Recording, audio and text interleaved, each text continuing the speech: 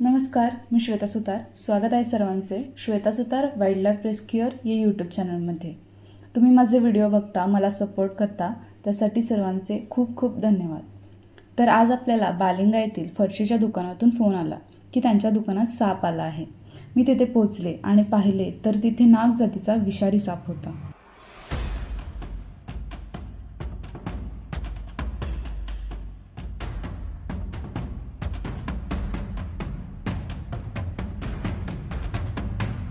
याचा फणा पाहू शकता, किती सुंदर आहे.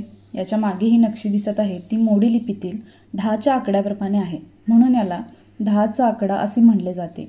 आणि हा साप विषारी आहे.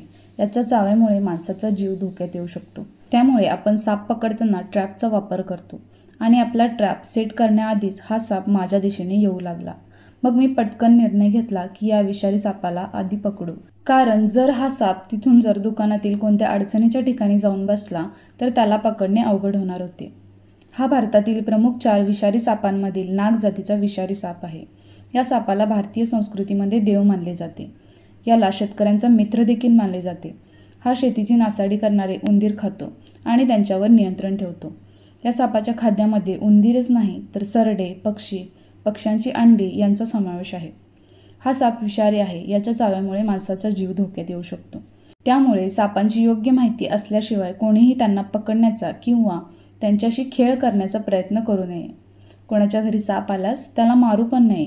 आपल्या जवळील सर्पमित्राला किंवा वनविभागच्या 1926 या टोल फ्री क्रमांकावर संपर्क करावा.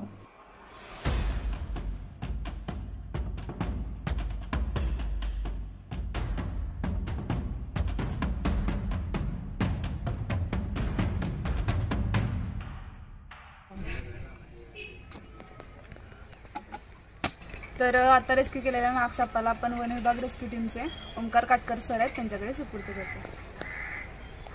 तर तुम्हाला व्हिडिओ आवडला असेल तर व्हिडिओ लाईक, शेअर आणि सबस्क्राईब नक्की करा. थँक्यू.